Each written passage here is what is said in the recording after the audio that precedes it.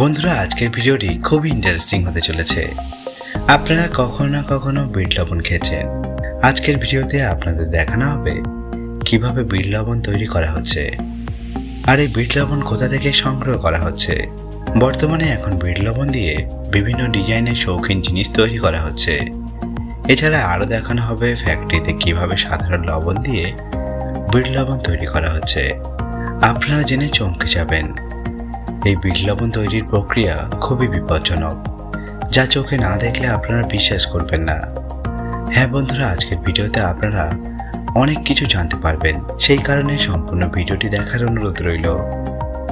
বন্ধুরা, সর্বপ্রথম আপনাদের জানিয়ে রাখি, বিট লবণ হলো একটি খনিজ পদার্থ যেটা দেখতে অনেক সুন্দর।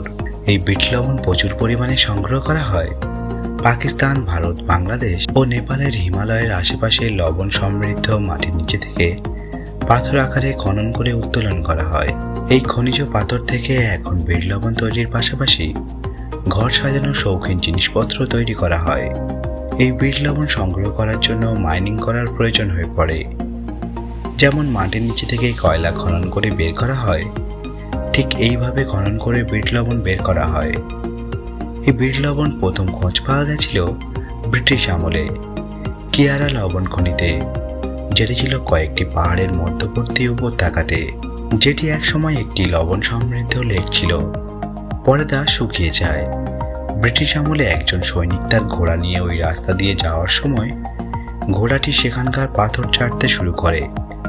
এটা দেখে তার মনে সন্দেহ হয়।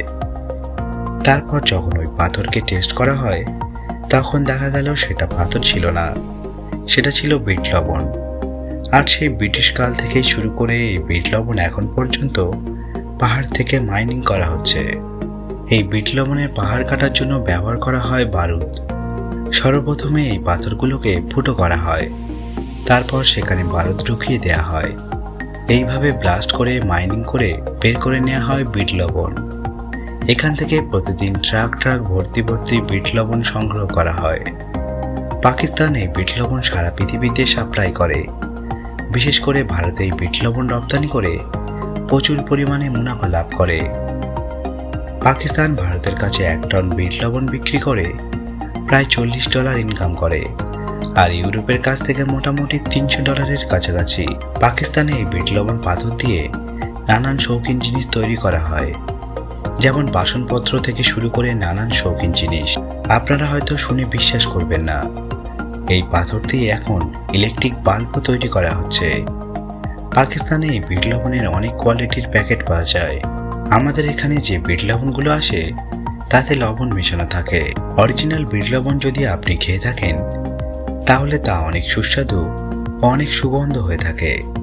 আপনি কি কখনো অরিজিনাল বিট লবণ খেয়েছেন? যদি খেয়ে থাকেন তা নিচে কমেন্ট করে জানাবেন।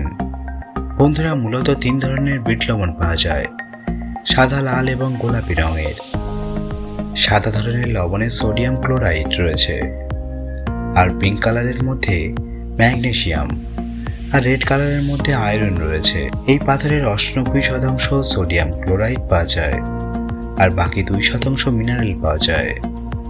তার সঙ্গে সঙ্গে ম্যাগনেসিয়াম, পটাশিয়াম, ক্যালসিয়াম এই ধরনের জিনিসগুলো পাওয়া যায়, যার কারণে বিট লবণ এত সুস্বাদু হয়ে থাকে। বিট লবণ সারা বিশ্বে খাবার ও ঔষধ হিসেবে ব্যবহার করা হয়, যাকে এখান থেকে মাইনিং করে মেশিন দিয়ে পিষে প্যাকেট করে সারা বিশ্বে এক্সপোর্ট করা হচ্ছে।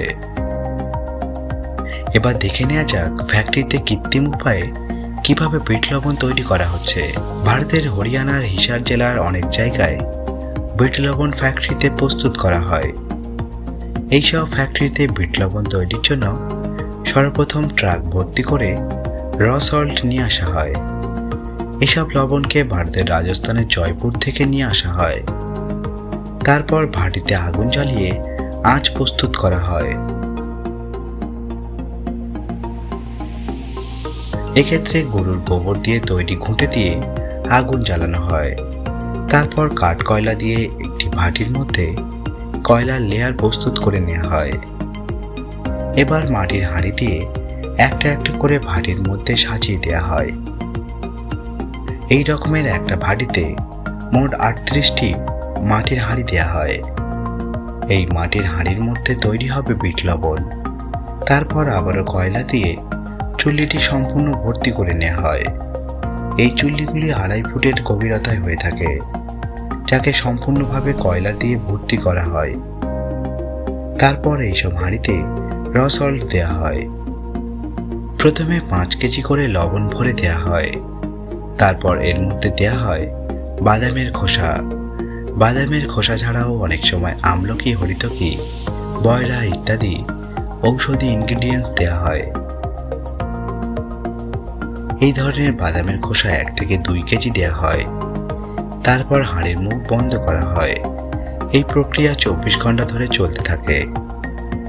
এবার এই ভাটির উপর এক ধরনের মাটির পাটাতন দিয়ে ঢেকে দেওয়া হয়, যাতে অতিরিক্ত তাপ বাইরে বেরিয়ে না আসতে পারে, যাকে ওখানকার ভাষায় চাপড়ি বলা হয়। তারপর 4 ঘন্টা পর ঢাকনা সরিয়ে দেখে নেওয়া হয় লবণ ঠিকঠাকভাবে তৈরি হচ্ছে কিনা। সবকিছু ঠিকঠাক থাকলে হাঁড়ির মধ্যে আবারও লবণ দিয়ে ভর্তি করে দেওয়া হয়।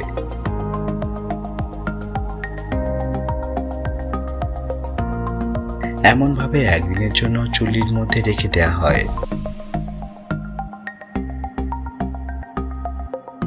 তারপর সবগুলো হাঁড়ির মুখ খুলে ফেলা হয়। আপনারা দেখতেই পাচ্ছেন হাঁড়ির মধ্যেকার লবণ কেমন লাল উত্তপ্ত লাভার মতো হয়ে গিয়েছে। এই সময়ে তাপমাত্রা অনেক বেশি থাকে, যা আপনারা দেখে অনুমান করতে পারছেন। এই উত্তপ্ত অবস্থায় বিট লবণের হাঁড়িগুলো বের করা হয়।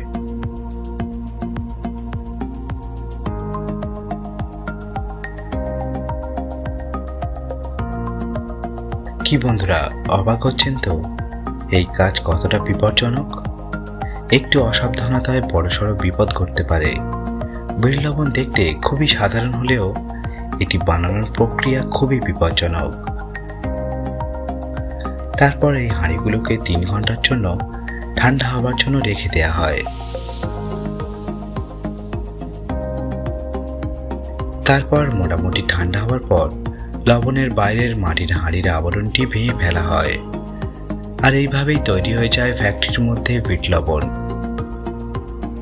এটিকে দেখে আপনারা হয়তো ভাবছেন এগুলোকে পা দিয়ে এমনভাবে কেন নিয়ে যাওয়া হচ্ছে। আপনাদের জানিয়ে রাখি, এখন এই লবণ খুবই গরম, তাই এমনভাবে নিয়ে যাওয়া হচ্ছে। তারপর এই লবণ বাজারে বিক্রির জন্য পাঠিয়ে দেওয়া হয়। তো বন্ধুরা, দেখলেন তো আমাদের নিত্য প্রয়োজনীয় এই স্বল্প মূল্যের বিট লবণ কতটা বিপজ্জনক ও ঝুঁকিপূর্ণভাবে তৈরি করা হচ্ছে। এ নিয়ে আপনার সুচিন্তিত মতামত কি তা অবশ্যই কমেন্ট করে জানাবেন। ভিডিওটি ভালো লাগলে একটি লাইক অবশ্যই করুন, আর চ্যানেলের নতুন বন্ধু হলে প্লিজ চ্যানেলকে সাবস্ক্রাইব করে আমাদের সঙ্গে থাকুন।